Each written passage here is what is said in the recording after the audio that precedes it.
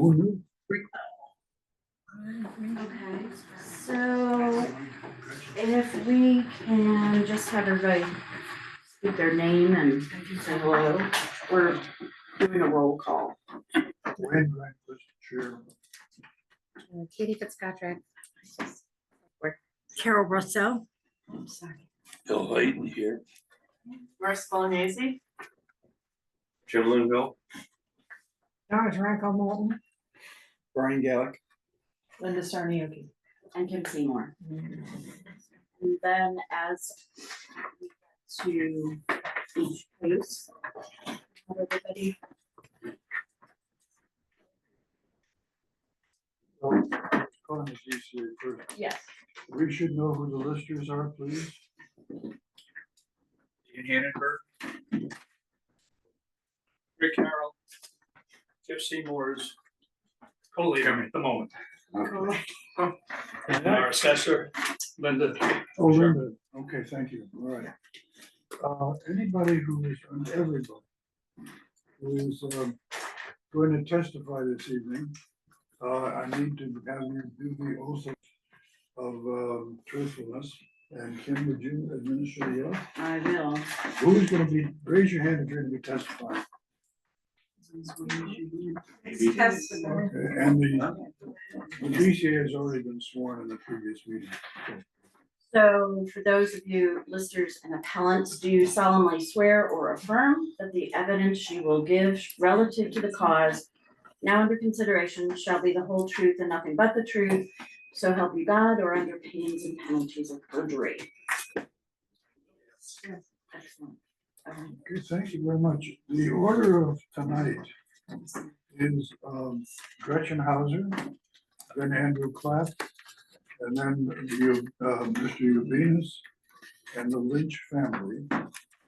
So the way this works, I think Kim has sent people the order of proceedings, but what's going to happen is I'm going to ask the listers to describe the property subject to the appeal. And then it's time for the appellant to tell us why they think the listers are wrong, basically. And then the listers can rebut that if they choose to. And then there are questions from the BCA of the appellant and the listers. And if that can be done in 15 minutes, we will be so happy. And when we've done all of the appeals, we will then, the BCA will appoint inspection committees for each one of the properties. Inspection committees are comprised of 3 members of the BCA, and they will be making an appointment with the owner of the property to make a visit when they can inspect the exterior and the interior of the property.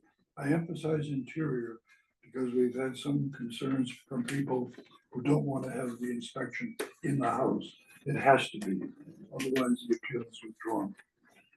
So that, having said that, Gretchen Hauser, is she? Yep, here. Oh, well, there you go. Hi there. You held the door for me, huh? Can you say they do it first? Yeah. Yeah, you're gonna tell us why. I'm sorry, I apologize. No, that's okay. I'm gonna ask it's the lister who should begin this. So, you have Linda speak or you guys? Oh, I got it. You may have to share. Second, I didn't turn it over. You have to all get along, okay. Yes, I did. Sorry for reaching. Thank I you. was never a waitress. I'll need one for the official. Which you can give me at some point. Okay. Linda, we asked you to be succinct and to tell us the reasons more than the facts. Here's the I'm page. ready, yep. You understand what I'm saying? I do. Okay.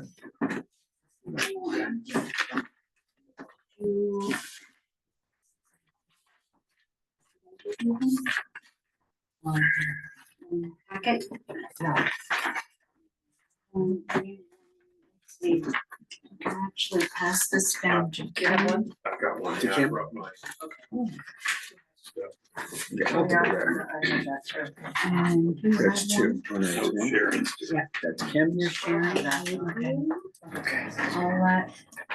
Okay, you ready?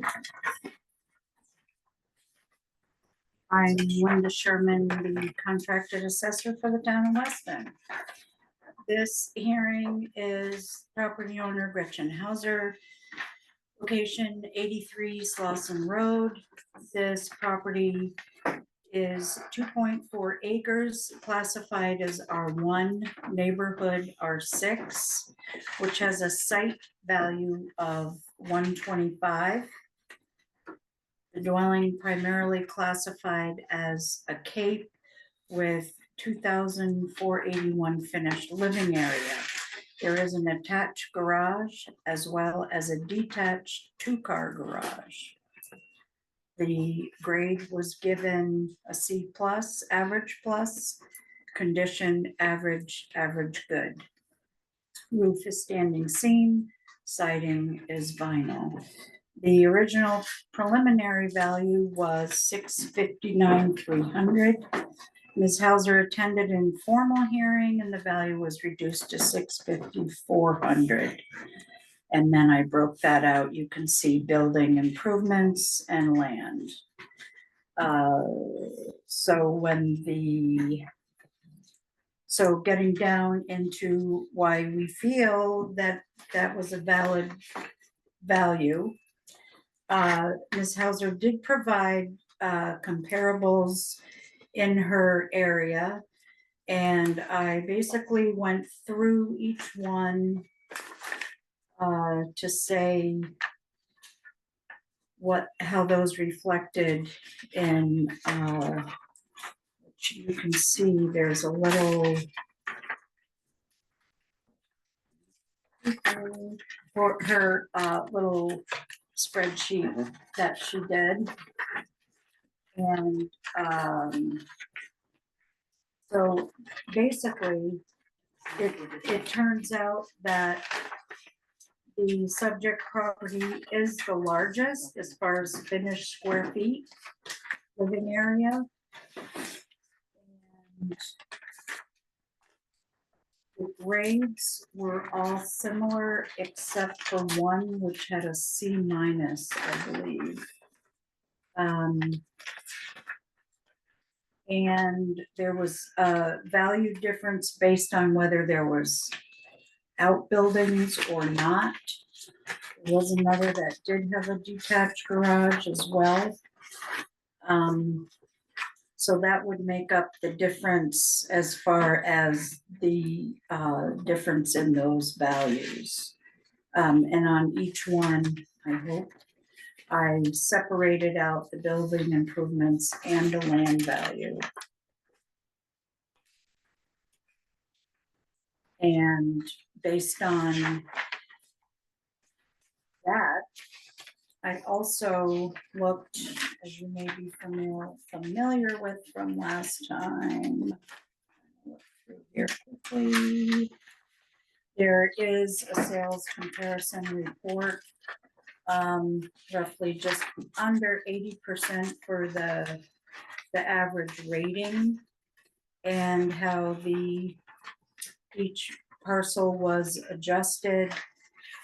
Came up with an average of $653,300, which is right in line with the assessed value of the subject at $654,400.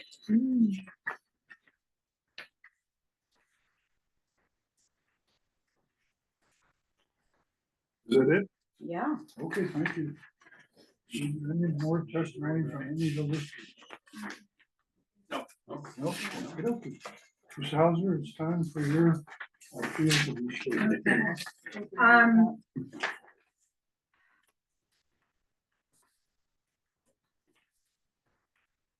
I'm a little bummed out that I don't have more time to look at all this stuff more closely, but that's okay.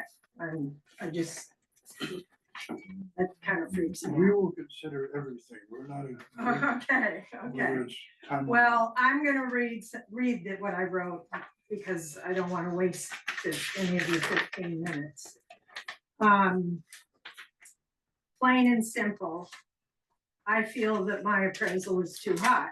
I've given you comparisons in my neighborhood and written you ad nauseum, I realize, with the details. I'm sorry I'm such a terrible writer, which I know I am. And I will try not to repeat all of it now, what you have in your packages. This appraisal for everyone, obviously, was a really big deal. Not just for the town or for the listers, but for all homeowners in Weston. For me, to the point where I may have to sell my house because I'm not sure I can afford my taxes. They went up 90%. What I have to pay this year compared to last year went up 90%. What would you call that? The fact that I've been made delinquent tax collector and I can't pay my taxes. I don't expect much relief, especially after my experience and listening tonight. But there is something I really want to speak to on this subject. I want to acknowledge that I know the listers worked very hard on the reappraisal, too hard. I think they should have had more help, and I'll tell you why. When I met with the appraisers the first time on May 22nd, there were no details given on the neighborhood designation, only the numbers on the property cards. No reason was given as to why the values would be different. When I asked the first person I spoke to at the information session what determined the neighborhood designation, I was simply given a land schedule Weston reappraisal, which had columns with the designation numbers and the values, but nothing about the differences. I was told after my session to ask Ryan, I believe it is he the head appraiser, yes? Ryan, what made the neighborhood designations different? And he told me it could be road conditions, driveways, topography. His next session arrived, so I had to leave. Here's where I will repeat myself. Still being astounded at the appraisal I was given, I went home thinking I would look at other appraisals in Weston. I decided it would be easier to start to compare to homes in my neighborhood. I got the Weston 2025 values by owner list, highlighted the 17 parcels in my small half-mile road neighborhood, and noticed right away that 14 of the 17 parcels were designated neighborhood 6, but the remaining 3 were designated neighborhood 5. That is a difference of $20,000 in those 2 designations. Since my next door neighbor and the one across the street from me were 5s, I wondered why I was not a 5, so I asked. I made a phone call to the lister's office May 29th to ask the question, why am I not a 5? Since my neighbors were. Jeff did not know the answer, which I didn't expect him to. He's not the appraiser, but said he would call the appraiser to ask that they would get back to me. I never heard anything from the appraiser or the listers, so I went to the lister's office on Thursday, had to be the 12th or the 19th during office hours to ask the question again. But they were busy with the grand list, so were unavailable. I had no way to get a hold of the appraisers myself, and I still had no answer, so I decided to file a grievance. I went to the grievance hearing on June 27th and asked the question again. I was told by the listers and the assessor that they had had a conversation with the appraisers about it. I said, well, nobody told me about it. They did not have the time right then to recall and get into what was said, but they would get back to me. The only thing I ever got was on July 10th, an appeal denied with in line with similar properties on Slauson. I asked the question about the neighborhood designation because it's not in line with my neighbors on Slauson. And I still have no answer to my question. So on Thursday, July 17th, it must have been, because it's got to be a Thursday. I again went to the lister's office. I spoke to Dan and I told him I still did not have an answer to my question about why I was not a 5, but my adjacent neighbors were. And he told me Ryan said they had changed all the Slauson properties to a number 6 neighborhood designation. Yes? I don't think I said that, but whatever. Go ahead. I will rebut you when you're done. Oh my God. Okay. Try to stick to the testimony. Okay. Where am I? And Gretchen, let me say this, when I said 15 minutes, that's not a hard stop, if we need more time. Okay, no, okay. Well, I think I spoke to Dan and told him, that, why was my number 5, and he said Ryan had said they changed the whole neighborhood to number 6. I said, no, they didn't. Look at the computer. He looked at it and found that they had not been changed to neighborhood 6 designation. I asked if I could call the appraiser myself, and he said no. Again, I asked why those designations, and Dan said he did not know. I said that was not good enough. I wanted an answer. Dan mentioned they were pretty overwhelmed with all the work they had to do on this, and I understood. But I said I wanted to know the answer. He said he would call the appraiser, but was not sure if or when they would get back to him. I then said, I suppose I should continue the appeal, and he agreed. So here we are. I still don't have an answer to my question. I've been asking since May and filed an appeal on since June. It must be public information. I believe I'm entitled. So why can't I get an answer to a very simple question that's worth $20,000? My dad always told me communication is the key to success. Not being able to get answers has made this whole experience more difficult and far more frustrating than it should. Nothing against the listers, but maybe if they had more help when there is such an immense undertaking, it wouldn't be as stressful and would be easier to provide answers to the Weston homeowners. Thank you very much. Time for questions of the listers and of Ms. Howard from the BCA. Any questions? Question for the listers. She did come in, we had a discussion on this when she left. I looked at every property on the road, and she said there's 3 of them. One of them was a vacant lot, one of them was the Max property where they just started building, which was probably vacant, I mean, a year ago it was. And I don't know why her next door neighbor is a 5. To me, they should all be 6s. I don't think, she's right, I don't know why they're 5s. But I could see that, you know, I said two of the ones that were 5s. And I did speak to you one time out at the counter here when I saw you here, because Kim told me we're not allowed to talk to about it because we're gonna go to a grievance here. And I explained this all to you then. I'm not disputing that. Oh, all right, well. I just didn't add it to. We're on the record here and we're not talking about things that used to be. We're talking about So, now. okay, so, but that's, I mean, that's the explanation. Why there's 2 different designations, I still don't know. To me, it's one neighborhood, they should be all the same. As you know, there will be an inspection committee, and the inspection committee will take into account the interior, the exterior, and the land, and the designation of the neighborhood. So those questions will be dealt with by the inspection committee and by the BCA, Okay. and we'll figure it out, Linda. So who does know? Who makes those designations? R5 or R6? Who makes the designations?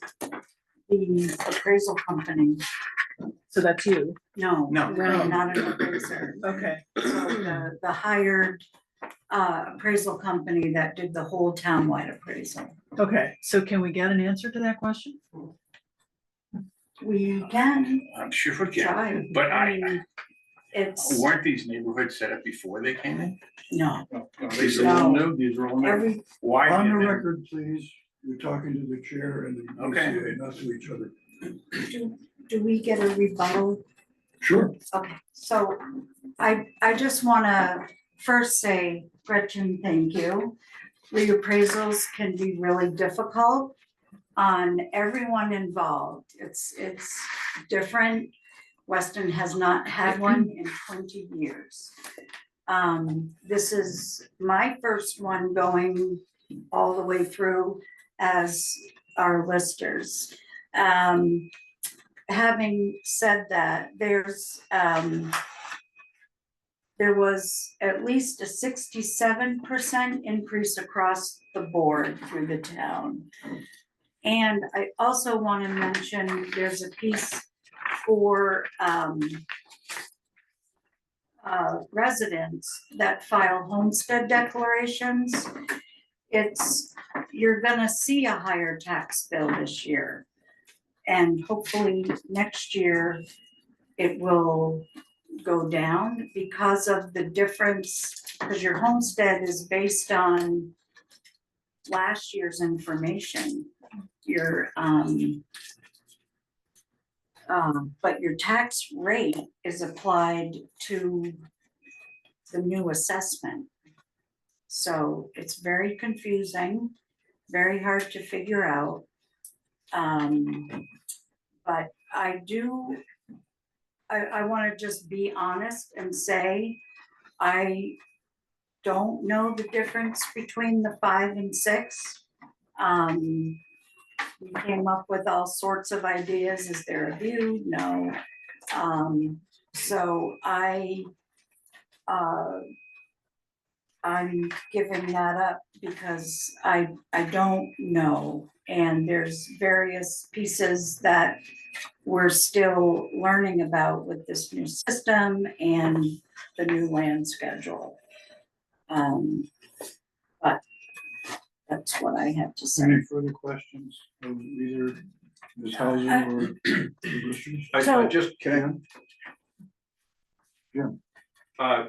Just to be clear, my takeaway is that you guys are gonna ask the appraisal company what the difference is between 5 and 6. Okay, I'm gonna try to get it right. Yeah, good. Good, just an answer. And you'll file that with It's been going the- too long. Yeah, all those definitions, right, that he gave us, we should have in writing.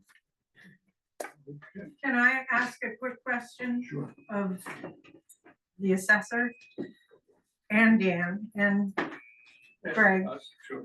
When I was at the hearing on the 27th, the first one, you guys said you had had a conversation with the appraiser about this, but you couldn't recall what it was. Because I had called previously earlier in June and asked about it. Mhm. And you all looked at each other and said, oh, we talked about that. And that's when I said, well, nobody told me anything or talked to me about it. Mm, So you don't remember that conversation? Honestly, I don't. Okay, okay, well, I'm sure you're overwhelmed with all. Slightly. So can I, so Go ahead. Gretchen, do you have, other than the designation R5 versus R6, do you have, are there other reasons why you're appealing? Well, I was appealing based on the comparisons that I put in, like my neighbor, for example, 91.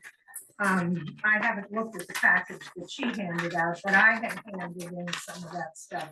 My neighbor at 91, the difference between our houses was 233 square feet, a quarter of a bathroom, and he has 1.9 acres more And his appraisal was over $100,000 less than mine. So I'm like, wait a minute, a quarter of a bathroom, less land, and 230 square feet is worth $100,000? We'll take into account the comparables as well as. the Yeah, argument but about that's price. all in what I wrote for this hearing. Yeah. Along with what I wrote for the last one. Thank you. Thank you. If there's further, no further questions or comments.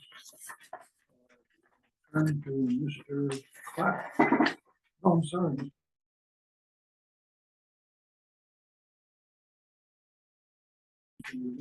Is he on Yeah, there? Oh, I'm sorry, go ahead. I thought you needed to make a. Well, I just want to make sure you took the oath, sir, and you're testifying. Not now, but you, They took the oath. They did. Tonight. You're asking us? okay. So the listers begin and Linda, you. Do we need to set an inspection You group need for? to- for No, we Gretchen? do that at the end. Do of that all. at the end, okay, thank you. Unless you want to- So who is next? I'm sorry. Flap. Flap is next?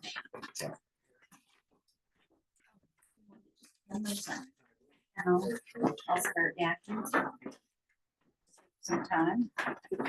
So, I split this up into two parts.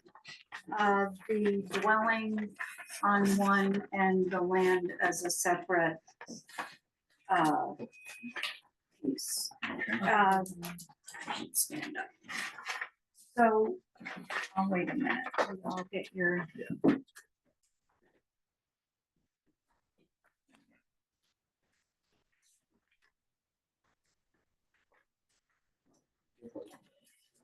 Yeah, yeah.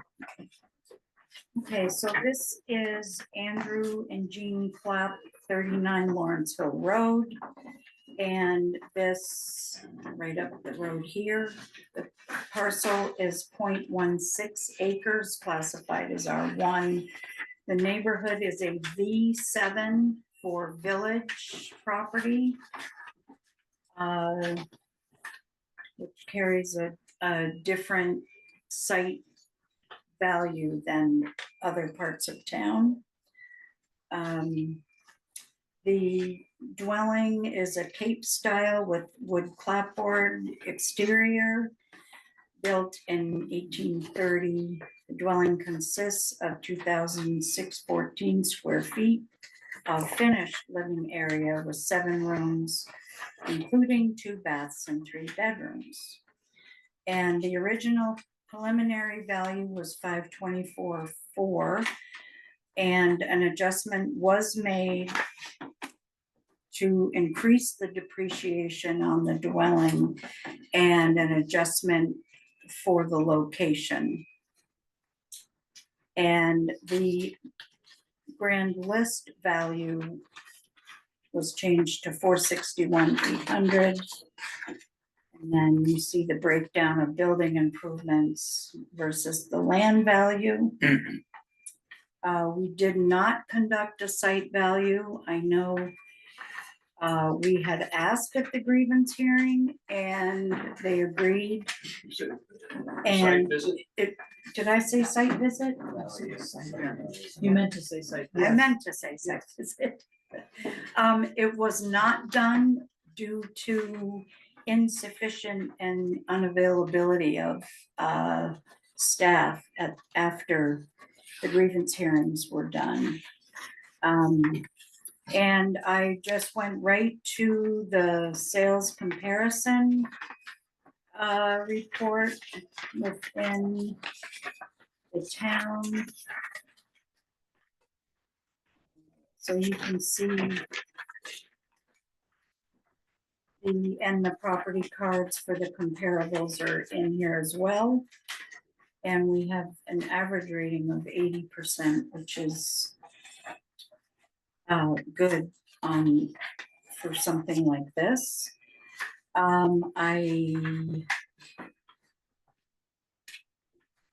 If you see where they made the adjustments on each parcel, compared to the subject, that it gave an average indicated value of 464,800, which is slightly higher than the subject property of 461,800. I'm sorry, I don't know what you're referring to there.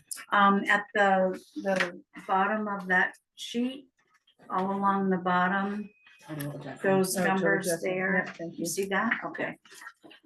Could you repeat that statement you just made about the last sentence? Read. That there was an average indicated value I think that was the last sentence, yeah. of 464,800, which was slightly higher than, I don't have my glasses today. 461,800 is the subject's value, so the average of the comps comes out slightly higher than the subject property. Linda, do we know where the comps are? We do, if you look at the corresponding property cards, So they're not on the sheet. the parcel IDs are, but nothing else to give you that idea. Kyle Road, 38 Kyle Road, 128 Dale Road, 40 Holden Hill, Yeah, you were looking The at. numbers are there, but not the names. 87 Lawrence Hill. So that you can look at those and see how they fell in with adjustments that were made. So they go in 1, 2, 3, they go across the chart. Yes, that's how I hope so. Well, Yes, we don't know. yeah, yes, they do. It's a puzzle as to why the address is not on the chart.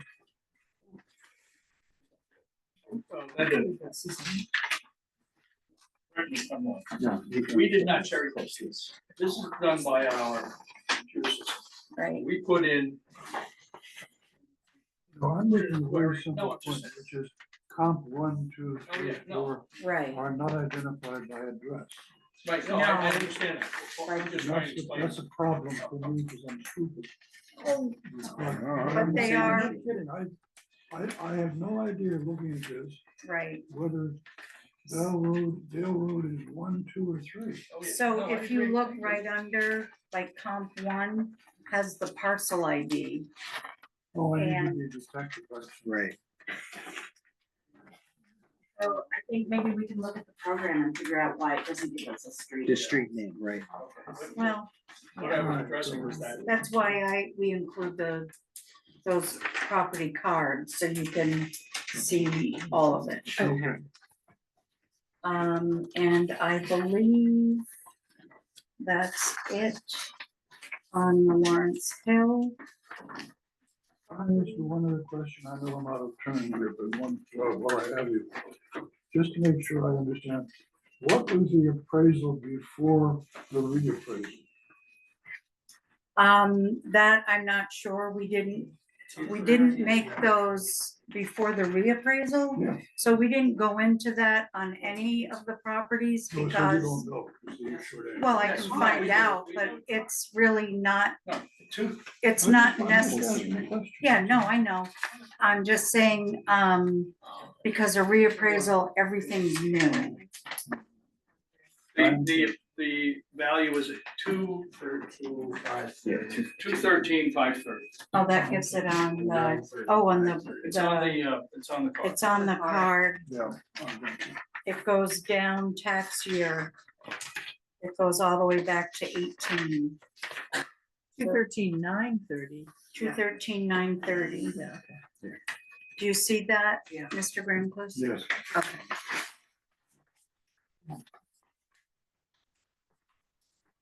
I don't know if you want to go right on to the land Well, or we have 2 parcels. treat this separate. Yeah, Well, why don't you do the truck club at the same time? With handouts for the track club, or is that in this? Is this the same thing? oh, it's in the there? back of the Yeah. book. Oh, okay. Okay, it's this one. got it. So this is on Trout Cove Road. It's a 2.01 acre parcel that was retained by Mr. Clapp after the subdivision was done and the sale of the other property, the dwelling and acreage. The neighborhood is in R7. It is valued as vacant land. The site value is given a 50% discount because it's vacant. There's no improvements. And for the unimproved parcel and the 1 acre excess land is valued at 5,100. The preliminary value on this was 121,100. And after the informal meetings, the land was adjusted for poor access and the grand list value became 63,100. Looking at the issues that were pointed out during grievance, that those were usual and typical for a vacant land parcel. You usually need to put in a driveway wherever the house site will be. And so we felt that this value of 63,100 was within a fair market value. And I did include the tax map. Oh, and you got that sale. I had started to pull some comps off the MLS and I ran out of time. So this one that you do see closed in 2022 at 42,000, which is definitely on the lower side of the Trout Club property. This is right on off Route 100, which would be a lower site value off the top. And I think that's it for us. Andrew, you want to state your case? Sure. Thank you all for staying late tonight and looking for a holiday. Very brief. First thing is I want to be sure I understand that you said that on the start with the land, that it was dropped from 121 to 63, I think you read. Does that mean the appraised value? So whatever notice we received after the hearing in June said there was no adjustment made. Second grievance, I think it was dropped after the first informal. In June was the informal one, right? I'm You speaking spoke to on Ryan, term. I know you spoke to Ryan, Yeah, and Ryan was the one who made the. We don't know what you're talking about, so it would be helpful if we. Well, the original. No. Yeah, we're speaking out of turn. Are you appealing 121 or are you appealing 63? I'm trying to find out because I've heard you say that the appraisal was dropped, the assessment was dropped from 121,000 to 63,000 on the land. Is it okay to answer? Why not? I don't want to be out of turn. No. Yes, you're correct. And therefore, but the notice I received said there was no adjustment after the June hearing. That was our grievance with the listers. There was It was informal, and then there was a grievance period. It was. right, the informal hearing was a meeting, we don't even call them hearings. The informal meeting was not an actual grievance, it was a time to, and I believe you came to that. I did. It was a time to say, you know, you'll drop off a cliff if you walk over here. And then he was given an opportunity to make an adjustment at that time. So that was adjusted down to the 63,100. hundred and twenty something. Yes, Okay, so if I'm not, I wasn't aware of that, and if I was made aware of it, I wouldn't be here tonight. I'm just trying to. So are you understand. withdrawing your grievance I then would- for I that just wanna be property? You have two appeals here. You've got yeah. an appeal on Right, Lawrence Hill and you got an appeal on the Troutdale Road. right. What I understand people are saying is you did not know that the appraisal was dropped to 63,100. Correct, And that being the case, you don't want to appeal that parcel. correct, Okay, but you do want to continue to appeal Lawrence Hill. right. Okay, So there was a miscommunication It's okay, we or a understand. misunderstanding, I'm not sure which. Not a big deal. I apologize for taking over time. What we want to do now is hear your case on Lawrence Hill Road. Could you repeat what modification was made to that assessment? The depreciation was increased. So more depreciation was applied and an adjustment was made, I believe, of 10% down for the location. Location, yes. So are you talking about the land? No, not the house. No, that, we're on Lawrence Hill now. The Okay, other issue is gone. okay. Right, so now I'm reading it, the original was 524 at 4, and that was dropped to 461 8. Okay, I'm done. Again, I didn't realize that. Oh, you're okay with that? Yes, we are. Okay. Easy. Thank you very much. Thank you. Gosh, it didn't even take 15 minutes. Well done. We're Yeah. gonna give you an extra $10,000. Excellent. They all be so easy. Thank you for coming. Thank you for coming. Yes. I'm sorry about that. Yes. So, Mr. Urbinus and Ms. Coleman. Point of order here. I'd like, What's up? Go ahead. too much talking. Mhm. I'm, I asked the question whether or not the Urbinus and the Coleman are available to testify. right, That's the talk. Ken? I am looking for them. You do have people. Venus is Oh, here. Is here. Yes. Where would you like? There you go. On the hot seat. On the hot seat. Well, first of all, thank you all for being here.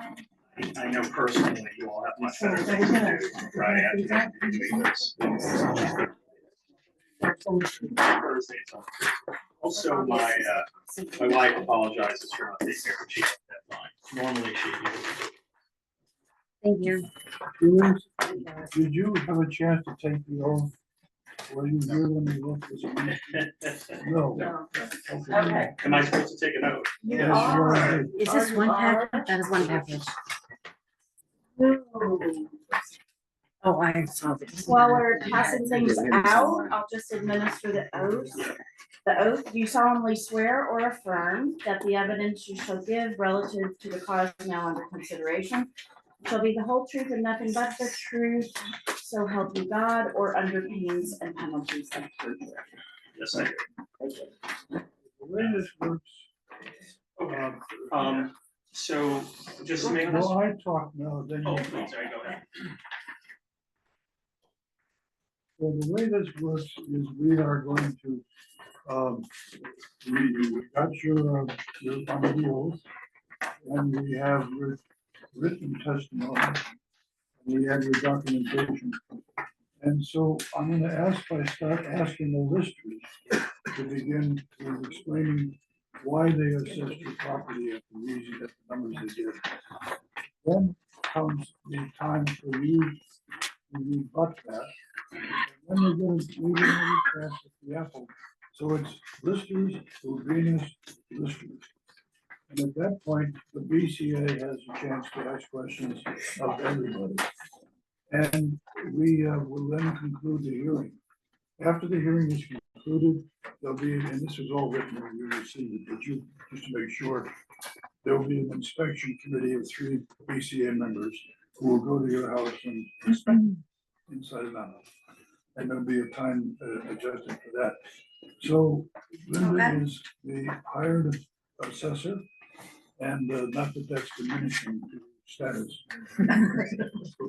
But Just she's a been hired speaking hand. for the listers. So go ahead. Okay, and I believe we met Mr. Venus.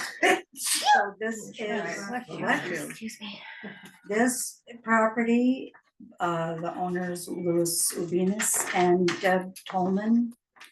Location of 240 Piper Hill Road. This parcel contains 9.3 acres, classified as an R2, with a contemporary dwelling built approximately 1980. Exterior is primarily wood. There's 8,057 square feet of finished living area. The quality of the building was given an A, very good. Condition ranges from average to very good. There are 14 rooms, including 4 full baths, 2 half baths, and 4 bedrooms. Special features include an interior pool. There's also a guest property, which consists of a 1-story ranch style built over a 2-car garage. This was built around 1930 and consists of 988 finished square feet and totaling 4 rooms comprising of 2 bedrooms, 1 full bath, and 1 half bath. The land value, according to the reappraised land schedule, is $431,500. This does include 2 house site values because of the main dwelling and the guest house. There's the second site value assessed there. There were no additional influence factors applied to the land. The neighborhood is rated an R8, which results in the first acre being valued at $175,000. So just to be clear that you understand, there's 2 site values of $175,000 on this, in this value. The original value, in the pricing analysis supplied by Mr. Stetler, does not include the total square feet of the guest house. The original value was $3,492,700. Mr. Ubinas, pardon me if I mispronounce, attended the informal hearing with the reappraisal company. The value was reduced to $3,082,800. When you look at each parcel separately, the main house is valued at $2,770,500, which includes the total amount of the land. The guest house is valued at $312,300. The value of the main dwelling is within the perimeters. Mr. Stetler is saying that the property could be listed for. And the difference in those was the value of the guest house. So the listers agreed that the current value of $3,082,800 is a fair market value.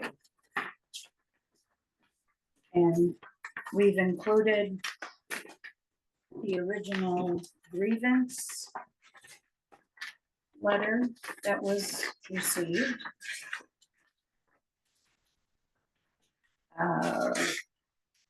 Sales comparison.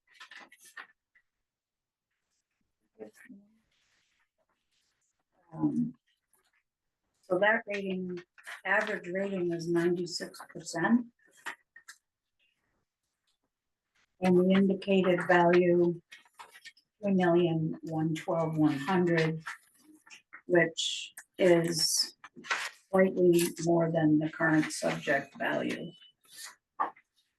And we included a separate sketch of the main dwelling, just because in the property card, it seemed small to really decipher because of the amount of differences in the sketch. As far as 3/4 story over here, 1 story, you know, how it's, so we just included that as an extra. And then the comps that are within the sales comparison report, 294 Vermont Route 100, property of Inzerillo.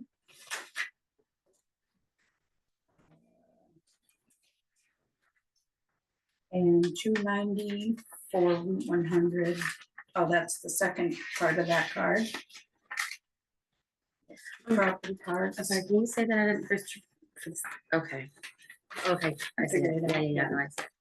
Sorry. 122 Jaquith Road, Cory and Sarah Gross.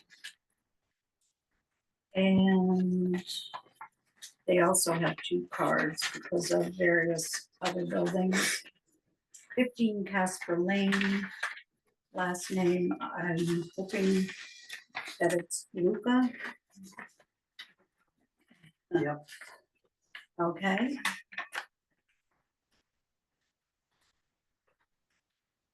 And you'll see again on the comparison report, the adjustments that were made. Whether it was superior or better than, less than, which is what you'll find in an appraisal report. That's it for us. All set, Linda? Any comments from the listers? None? Bruce, it's your turn. I now understand where the listers error came. They are valuing the cottage as a separate entity, but in all the analysis, including the current sale analysis of the property, the entire listing price for the house and the cottage comes nowhere near the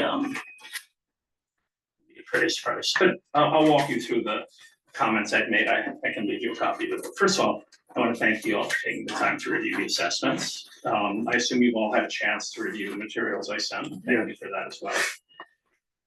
As you know, there's a legal standard here. What can you reasonably expect to receive upon sale of your home? And that legal standard is just being violated. It flat out is. Here's how we know that's the case.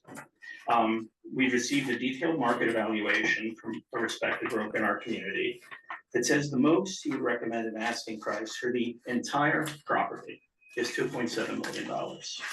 He warns that even that asking price is likely well above what the house would reasonably expect to sell for. By the way, just today, the house next to ours, with 3 buildings, 100 acres and so on, listed for under $2 million. Now, we're currently considering doing something we never imagined doing, which is listing our house for sale because of this endless drama. No version of the asking price we have been recommended comes within hundreds of thousands of dollars of this assessment. The simple legal standard is not being met. So I don't know what's going on here. I don't have much interaction with this kind of thing. This isn't my bailiwick, it's not really my rights. But we are simply in violation of what the standard is. We know that because we are in the process of selling the house because of this, and it does not come up to the price established for the whole thing. I get why, now I understand better why the error. Now, you have the detailed evaluation in front of you, but it makes clear that my house is in conflict. The valuation of my house. There's just no question it is being met. And by the way, this will answer itself because we are going to sell the house because I can't be in a place where I'm treated differentially. Now, there's a second standard. let's call it the common sense standard. You have in front of you extensive examples of homes that are larger on more land and in finer locations in mind. They're valued well below 245 Hill Road. The best example, the most glaring one, is a 100-acre estate held by one of the wealthiest men in town. This house is bigger, has vastly more land, and better located. It was valued $600,000 below mine, $2.5 million. Now, we failed the legal standard. And we know this because we're not gonna list the house for sale at the price that's been recommended, right? Right? It's a given that that's the case. But it doesn't meet the common sense standard. There are a range of similar houses that are comparable to mine with values as much as $1 million below mine. So the current assessment on my house meets neither the legal standard, what we can reasonably expect to receive upon the sale, we know that's not being met. Nor the common sense standard of equitable valuation relative to larger, better houses that sit on vastly more land. Now, I'm not sure what else to say other than this. Nothing is worse than an error that goes uncorrected. I make mistakes all the time. Oh, I can't tell you how many mistakes I make. My career would be different. But I make a lot of mistakes, but nothing is worse than a mistake that goes uncorrected. And let me add that I'm not here because of the cost. I'm here because something is wrong. And I spend a lot of time working against things that are wrong. And this is just wrong.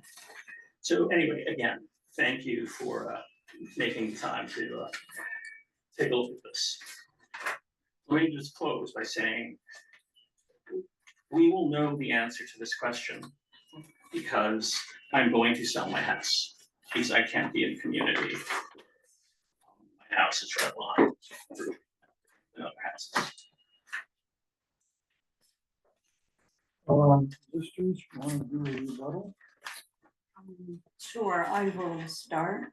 So I want to refer to the analysis by Mr. Stetler. And so I will point out that under his remarks on page number 4, he did mention the guest house at the road. And the rest. Sorry.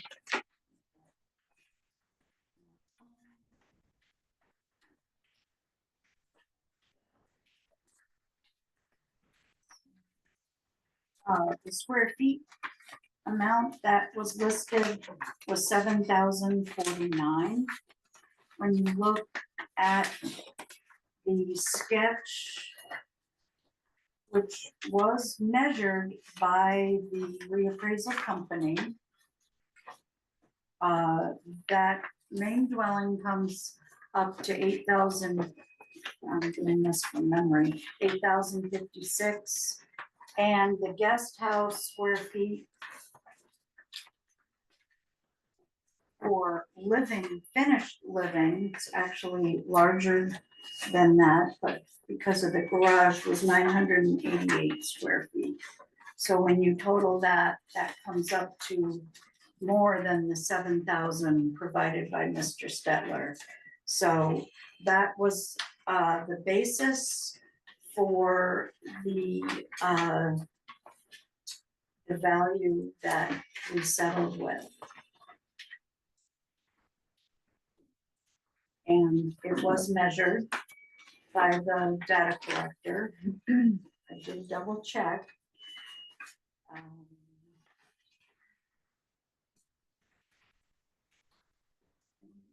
Have anything to add? Anything further from the listeners? Well, I have a comment about being treated differently. We're not treated differently. Our appraisal company used the same basis, same criteria to look at all the properties in town.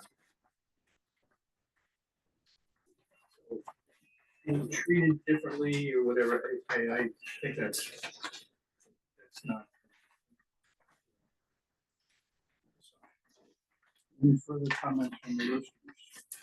I do want to say that the Inzarello property sold for 3.9. You said 3.9. 3.9 million. I know one sale does not make make the whole thing, but judging at even the comparables that were provided in the sales analysis, I had actually gone online and looked at all of those as well. And I didn't see the square footage on two were under quite somewhat. And the comparable in Londonderry was roughly 11,500 square feet. It was difficult to find comps. It's an unusual property, but valid.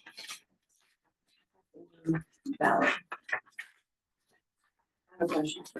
Maybe my packet is missing it, but I don't have a Lister card. No. You don't have any. Excuse me?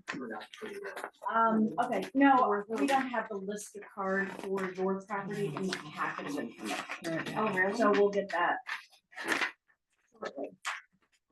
Okay. Question from BCA for either Mr. Medina or the listers. I have a question. There seems to be a factual question as to whether or not the guest house is included in the price, sort of the asking price, I'll call it that, for the property.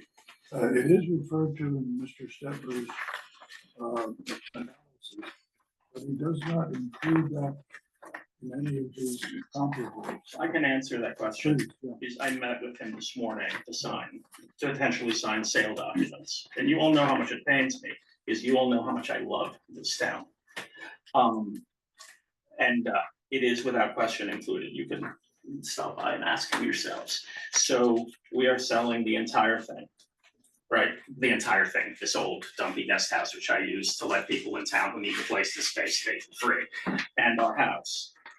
We're selling the whole thing.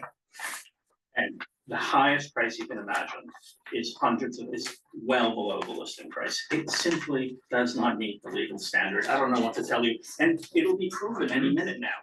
Because we'll list it, it won't sell, we'll reduce the price, it won't sell. And then the question will be, are you gonna refund me my overtaxing? Which I then, if you refund it to me, I'll give away. Because this isn't about money, this is about getting to the right answer. And we have a situation that is wrong here. It is simply not right.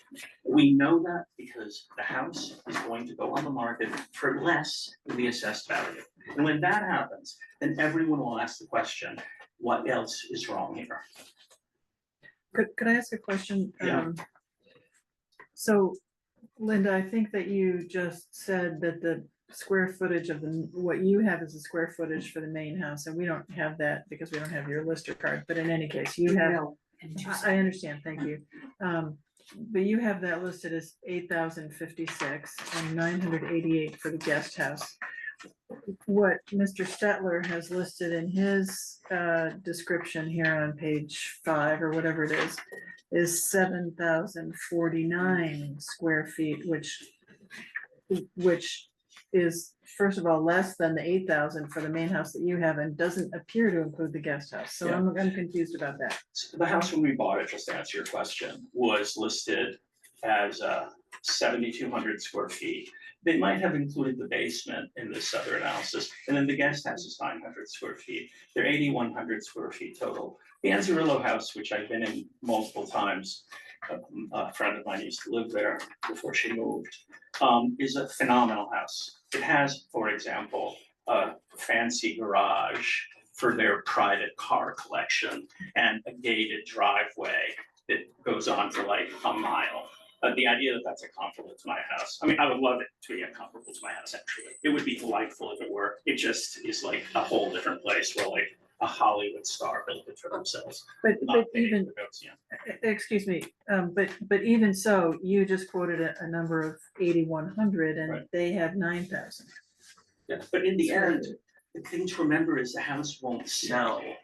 The house is going to sell for price X. When the standard isn't how many square feet it No, is. no, I get The that. standard is, what can you reasonably expect to receive upon sale of the house? And by that standard, we have the wrong one. Okay. It's as simple as that. In fairness though, when it gets back to the back page, he does it based on the square foot price. Yeah. Steve, Yeah. so that's why, if you base it on the square foot price, Right. then your house is worth like 3.6 million.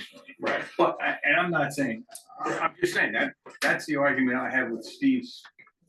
The legal standard, the thing that's gonna happen, that is going to happen, is that this house is gonna sell well below assessed value. That's flat out what's gonna happen. And you know, we can, anyway, it doesn't matter. Can I ask a question?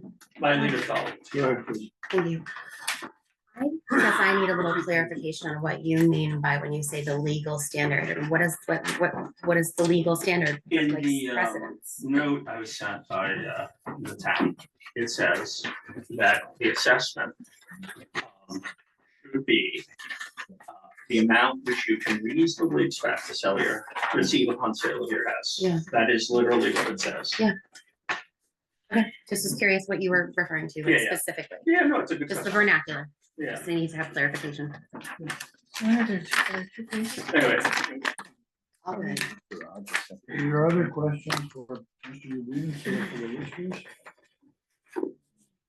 Well, the next step, Louise, will be the appointment of a 3-member inspection committee, as you know. what's that? There'll be an appointment of 3 members of the BCA as an inspection committee, and they will work with you to get an appropriate time when that committee can visit the home and Yeah. see the interior and exterior. So I have to leave to work with refugees in Eastern Europe on Tuesday. And so my participation in this has to end now, but my wife will be the person you'll all be in touch with, unfortunately. Okay, That'd be great. thank you. Thank you. Thank you for I'll coming. take care. Thank you. The Lynch Family Trust, who's on? Take care, everybody. Thank you. Bye. You guys are on. Here we go. Brian Knight, Hello. Who's the witness? I'm not sure, and we have Kathy Lynch. Great, take the order. I have not. So. Hi. I'll do my. Do you both solemnly swear or affirm that the evidence you shall give relative to the cause now under consideration shall be the whole truth and nothing but the truth, so help you God, or under pains and penalties of perjury? Yes, I do. Whatever the right answer is.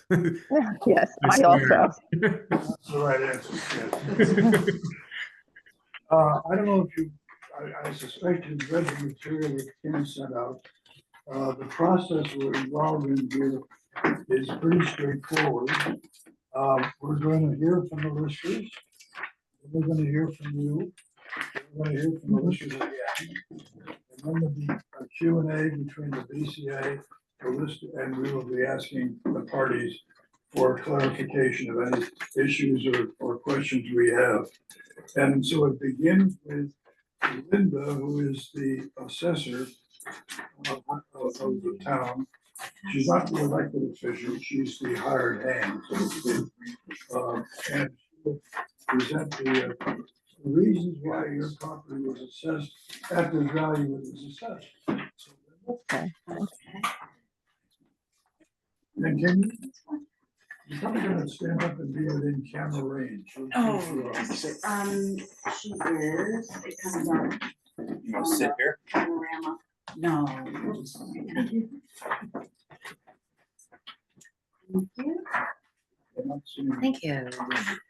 She's in the big panorama. I'll take this one. The camera should see me. I think we need one more. Do we do one more? Once you start speaking, Oh, It'll move. It's voice activated. well, we've just been handed this document from the assessor and the listers. And you're gonna talk from it, and you're gonna start now. Yes. Hi. So this is property located at 148 Holden Hill Road, owned by Catherine and Lawrence, sorry, it's a long day, Lawrence Lynch. The parcel contains 63.3 acres classified as an R2. Center Hall Colonial with a 2-car attached garage built approximately 1984. Exteriors primarily wood clapboards. It is 3,122 square feet, 7 rooms, including 4 bedrooms, 2 baths, 1 half bath. Quality of the building was given as C++ to A++. Conditions range from average to good. And let's see, the land value according to the reappraisal land schedule is 449,600, including the house site value. The neighborhood is rated at an R7. The current fair market value listed at 984,800. And there was attachments with the tax map and property card for that property. And the land, so that carried a 140,000 base site rate for an R7.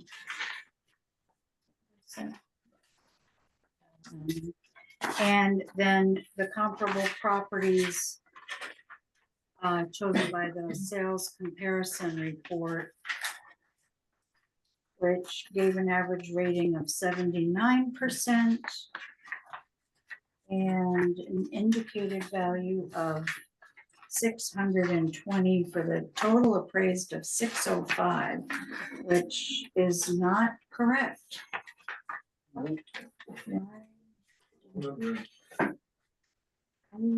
Wow, okay. What is not correct? The sales comparison report did not.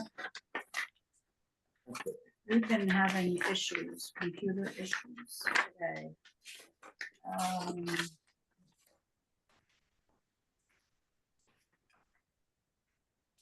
Only. Yeah, totally not the. Oh, it compared 40 Holden Hill, not the subject property. So unfortunately, that makes no sense. I'll just say what we did not include was a copy of what was provided to us at the grievance hearing, which would have used a lot of paper. So we do have copies that we were gonna have you all kind of take a quick. I think that was sent to us. Yeah, we Yeah. received did that. get No, that. we have it right Yeah, we here. have it all. It's right here. Wow, okay. The night report, right? Yeah. Yes. Yeah, we have it. So what you're saying is that the property card for the subject property is not in the package. There's an incorrect. No, it's just We the have the sales correct- comparison is There's incorrect. it was the comps. The comparison report. Yeah. Comparison Yeah. report, That- that was incorrect. Yeah, that's, But we do Yeah. have the So the subject column is wrong. Yes. Is that what you're saying? correct. yeah, the Which- subject. kind of, So it compared different wrong properties. So So we that, should throw that out. just disregard that whole, Okay. and those cards. Will you be submitting a new one for the record? The record is open until we have the inspection. I could do that depending on when you inspect. We really are having troubles with the program. We're gonna need it. Yeah, This is, it's a non-negotiable. We're gonna need it. okay, Yeah, no ASAP. worries, okay.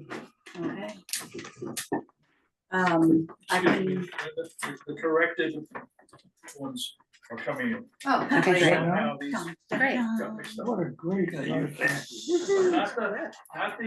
the corresponding cards, but just the comparison. Oh, okay. All right? We So don't have this time. one is correct. So the corresponding cards are not correct? Is that what- No, The- they, What's in the report is not, it's a different product. Okay, okay. This is. So the subjects are going to be So the different. Okay, subject got it. here. And the what you're comparisons getting all at going to is be different. so- Got it. Kathy and Brian, is there an email that I could send these documents to you so that you have them? Or I can just mail what's been provided to us? so. You can, Brian Lane Knight Brian and Lane Knight? Make at sure you. Gmail. And is it Brian and? Lane, as in like road. Brian Lane Knight. Jeff Yeah, has one. see, it is the same addresses. So we are going to At Gmail. get those comparable cards for you, so Okay, you can see. I will scan this and send it over to you. I'm not confident I have the correct email. I'm sorry. Brian, your first So name, what are we looking at right Lane, now? Lane, That's correct. Knight with a K at That's gmail.com. correct. All right, I will scan this and get this over to you. Kathy, do you have an email? Yeah, it's short for Catherine. It's Kathe Lynch Lynch @gmail. At Lynch@gmail. Yeah. Okay, I will scan this quickly while you all continue conversation and get this to them. I don't want you to miss the conversation because you are part of the BCA. Understood. I'll be right back. So it'll be a slight pause.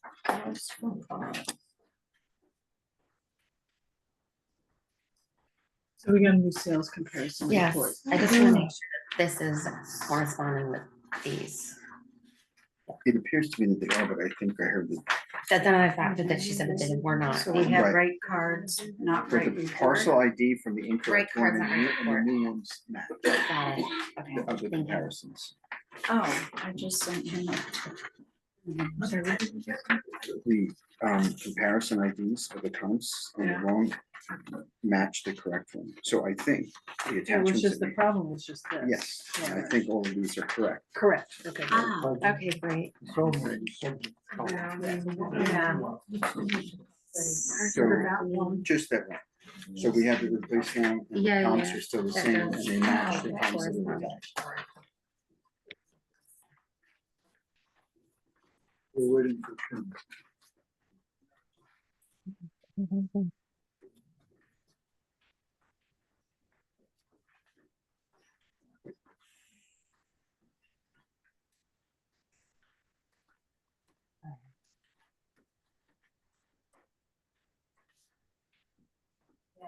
So we actually have the correct property cards, just the wrong subject.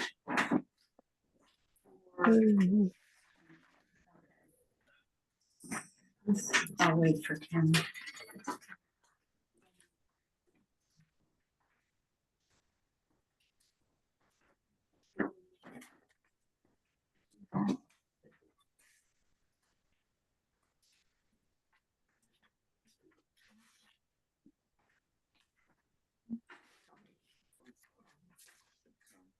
Did you get the same sheet? Yeah, I did. That's correct. Yeah. That's correct. Does it say 148? See that? Yes. 148. The one, the old one that's attached here. Yes. The Yeah. one that looks like this, it says 40. Yeah, it should be right before those. Oh, What do you know? So that's. After we have this hearing, and if we go and look at all this material more closely, which we haven't gotten until now, can we go back to the listers and ask other questions? Or do they have to, What did you do? and the property owner has to be here as well? Yeah, okay.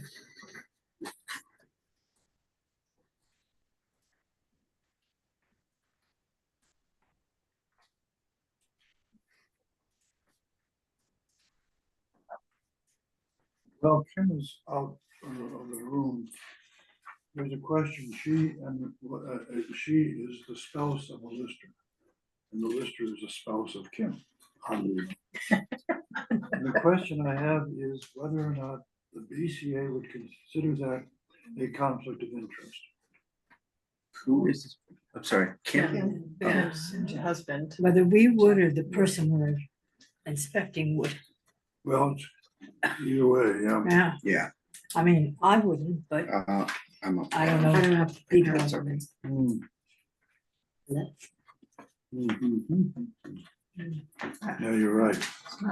What? Well, no, it's a great point. Will the person who's being inspected say that Kim is biased because she is the spouse of a lister? Right, Yeah. right. I mean, So I guess we'll rule her out as an inspector, as an inspector. I would be most comfortable with that, not because I think there's gonna be a conflict of interest, but because there'd be the appearance of potential conflict of interest. It's the optics. of- Kim, you're in luck. Excuse me? You just lost the Yeah. job. You recuse You're me? not eligible for inspection. So sad, I am so sad, I am really sad. Right up there within sickness and in health. Oh, yes, but I'm doing okay on that end. So can I continue? Sure. Yes. Okay, so, sorry for that delay. Okay, so you'll see on your sales comparison report that they all averaged at 75.75%. And the indicated average value is 980,000, which the subject is 965. I thought it was 984. Gosh, what is that? 984. 180 is what you got. Well, indicated value and then total appraised value. Right, I got them mixed up, I think. Wait, so it's 9, So which is which? The indicated value would be the subject. And the total, that's an average of all of them, is 965. So a little under. So you derived the 965 from looking at the comparisons. I shouldn't be talking, I should shut up. I'm trying to find the subject card, 965, so let me go back here. So, yes, so the appraised of the subject is 965. And the average of the comparables is 98. Oh. So we are a little under. And I did notice that a couple of, 3 of these are in the R6 neighborhood. And the 2 Trout Club Road, which is the 74 Lawrence Hill Road LLC, was an R7, and the subject properties in R7. So that was sort of a good mix of comparisons. I did conduct a site visit. I did not go in the house. It was Mr. Lynch at home that day, and we talked outside and talked about the land around and looking at where areas were steep. And that was that. No one else was at home at the time. So that's it for us. Okay, Larry and Kathy, Brian? and Brian, are you gonna be speaking for the family? Yes. Should I start now? Yes, indeed. All right. I will start by just talking a little bit about the property and the appraisal process, and then Kathy can join in if she'd like to say something towards the end.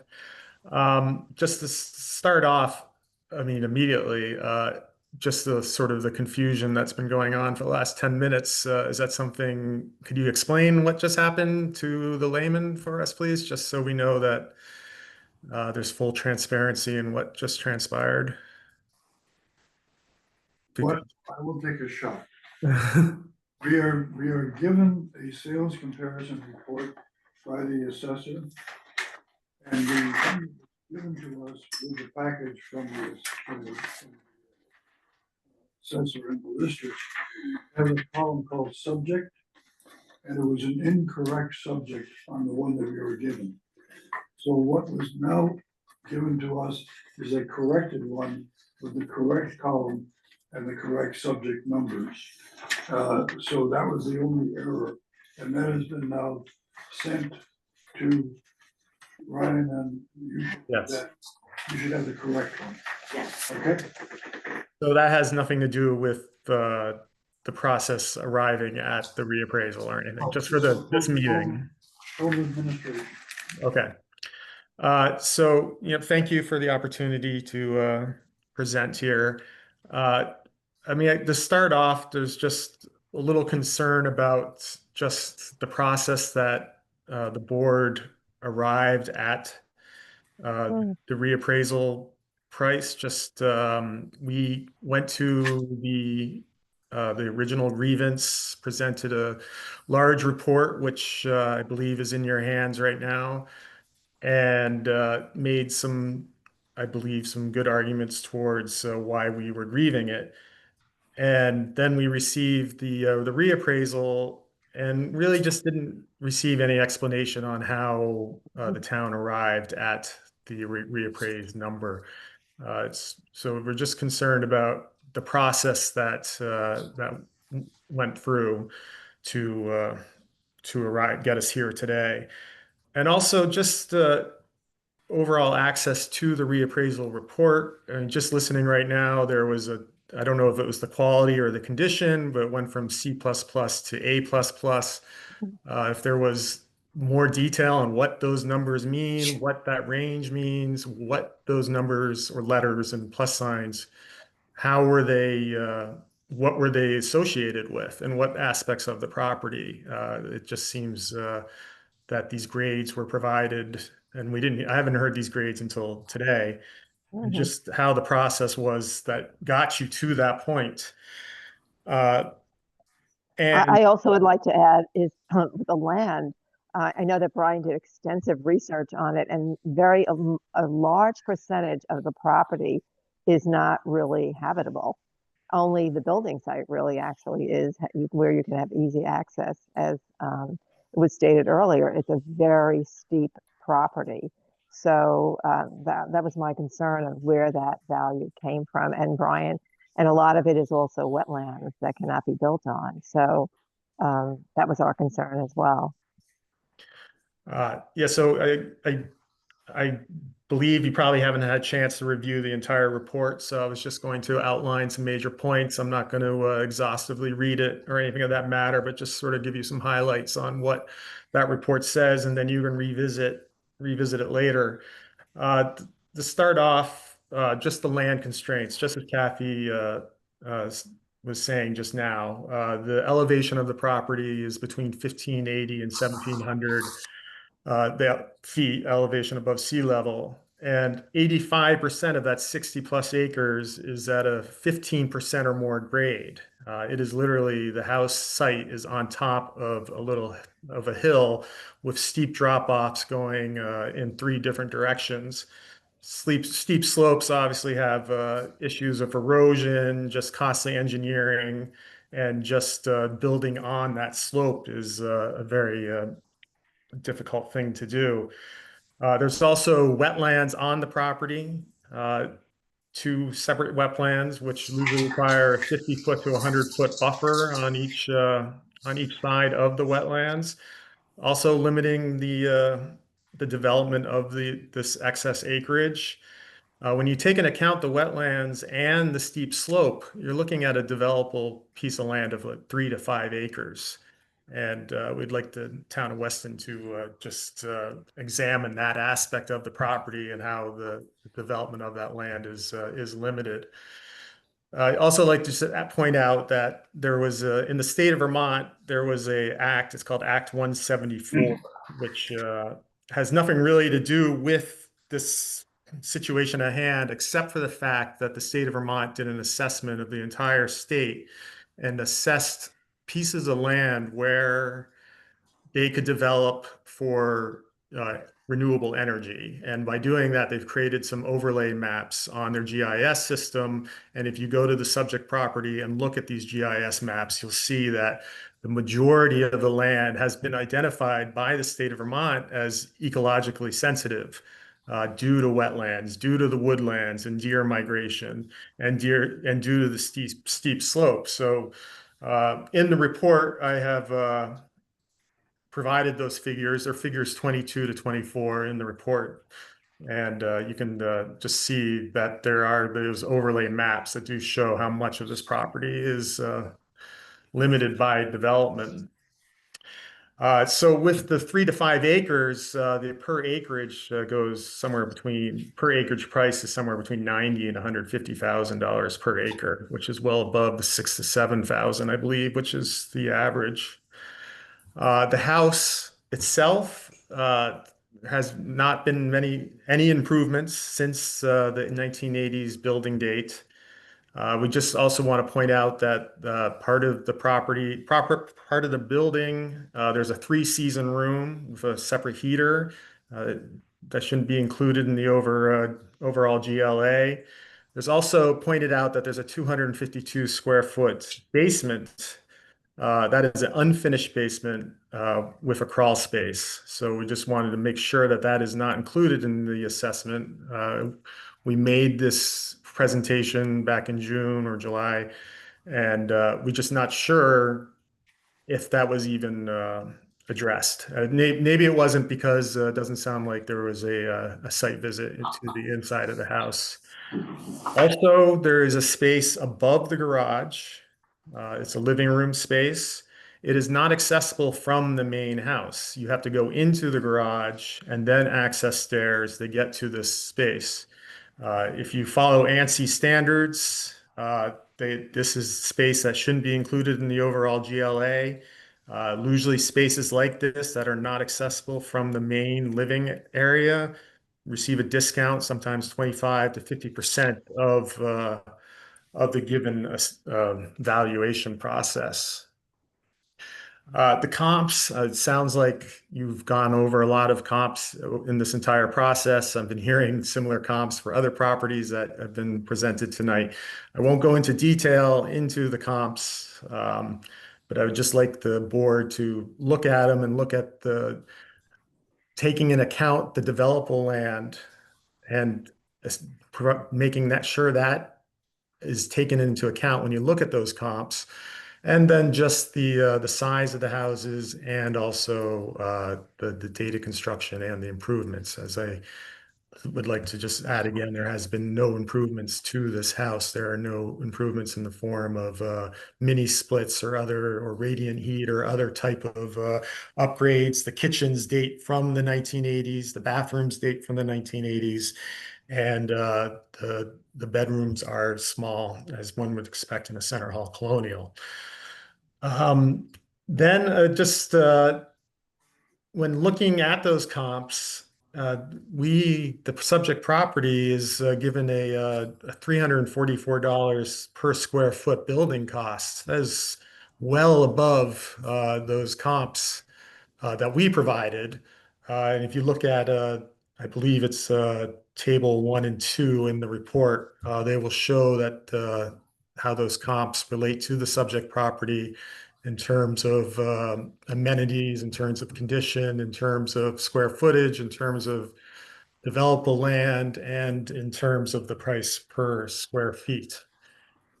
Just also looking at the townwide reassessment, the core of the reassessment, I would say, put the majority of the houses in the town became in a range of 400 to 800,000 thousand for the property.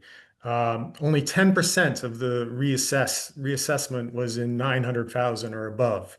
And if you look at the subject property compared to those other properties within that 10%, you'll see quite a disparity between the date of construction, the size, the renovations in the houses, the developable land, the access to the properties, compared to the subject property, which just does not really compare to those other properties within that 10%.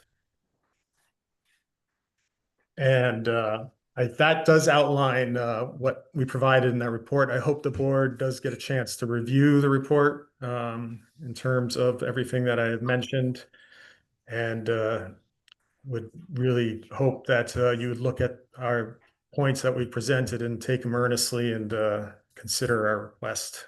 Thank you. And thank you, Brian. Thank you. Kathy, anything you want to add? No, Brian gave an extensive report. I could not really add to it except to be grateful for all his hard work. So thank you. Questions from the BCA members? Of anybody? Hearing none, I'm going to call this part of the hearing closed. And I'm going to call the hearing closed because we've heard everybody. And it's time for the BCA to appoint 3-member inspection committees. We're all clamored to be on them. I know how exciting. Let me just make sure I know who's eligible. Kim, you're not eligible. So, Kim, tell me who is eligible. Well, we have Linda Sarnioki and Brian Gellert, Donna Moulton. Donna may have difficulty getting around. Well, it depends on how soon this happens, yeah. Donna has just had a knee replacement in the past few weeks, cool. so Okay. she may be handicapped by that. Poor choice of words, Just but depends on, yes. Jim Linville, Marissa Bolognese, Bill Hoyt, Carol Brosso, and Katie Fitzpatrick. Okay, It's a 3-person. all right. What has happened over the years is I have not gone on inspections because I write all of the decisions. And seeing 1 as opposed to 4 seemed to me to be I see your puzzle. No, I just was waiting for the end of the sentence. Oh. Anybody want to guess what the end of the sentence is? Volunteers. Are there any volunteers? You want to go to all of them? The end of the sentence is going to be, let's start naming people. For the Hausers, we need a chair. Marissa, how about you? Sure. Okay, so Marissa is the chair of the Hausers, and serving with her, Carol? Perfect. I am. Because I never know if I'm accurate or not. Okay. And we need 1 more person. And some of these, we're gonna have to double up on some of these because we have fewer than we need to have. I can, Yeah, I'll go with it. Katie, you wanna go? No, I'm holding you back. oh, you're being held back. I'm gonna give you I'll go. You have to, Katie, you have to okay, repeat, that's you're being the held back. Hausers. And, It's Katie, Marissa, Katie and I, Marissa, that 3. so your job with the Hausers is gonna be to set a time. And you know it has to be within 30 days. Okay. And Kim will have all the connecting information. Correct, I have the owner's contact information. Yeah, so since you're excused from I will. Still there. I'll be all over. all right, so then we come up on Ubinas. We have clap next, but you're gonna be Venus. Drawing. Oh, right. Yeah. Thank you. Oh, I forgot. Ubinas is, Brian, why don't you take the chair? So just full disclosure, I've been there socially a few times. I don't know if maybe I should not be there and do another one. Oh, okay, all right. Linda, would you like to be the chair of that? Sure. Okay. And, Donna, this sounds like one that's should be not too many steps. Okay. And, Hoyt, how's it be? Want to do Ubinas? Is that okay? I've also been there, but not for a long time. Well, in this size town. That's true. Let's see, who have we not used yet? Jim. Oh, Jim. Good old Jim. He was hoping I wouldn't say his name. So Jim, Good corner. Good move, Jim. Jim, you wanna take the Lynch? No, but I will. And we need to double up. Katie, you wanna go with me? I would love to. Okay. So we need one more, that was a volunteer who. For Lynch? Underused. I haven't Brian, used it Oh, that's right. You haven't been used yet. yet. No. so let me make sure I know what I'm doing. All right. Should I write them down? I did. So for Hauser, we have Marissa as chair, Carol Brousseau, and Katie. Katie Fitzpatrick. For Ubinas, we have Linda Sarmioki as chair, Donna Bolton, and Bill Hoyt. For the Lynch property, we have Jim as chair, Katie Fitzpatrick, and Brian Gellich. Okay. That concludes the meeting. I have a question. Sure, go ahead. So when we all do our things, should we all come back here and meet and discuss We what will we? have another hearing. Okay. Yeah. Okay. So we need to make a decision, we have to write the report, and we have to look at the report. There's a lot of paperwork that to come. Okay. And all that has to be done within, 30 days. all that has to be done within 30 And then there's 15 days thereafter for the decision. Double check that. You have to have that written at the- Yes. Hearing has to be within 30 days as well. The inspection and the hearing. hearing. Has to happen within 30 days. The whole thing. The whole thing within 30 days. Oh, No, Okay. that's No, I don't think that's right. either. I think it's 30 Yeah, days. Isn't it got the 30 days? site visit within 30 days to do the 30 days. inspection and then There's a grace period. 30 days to reconvene, and then close the hearing, make the decision, you have to issue the decision within 15 days. So we have to Are we adjourned? We are adjourned unless there's further business. Feel better. Okay, thank you, Jim. I believe I have a format to give you. So yeah, as far as have- the report, but I'll look at that. Okay, thank you. Thank you, everyone. Thank you so much, Jim, for everything that you do. The nice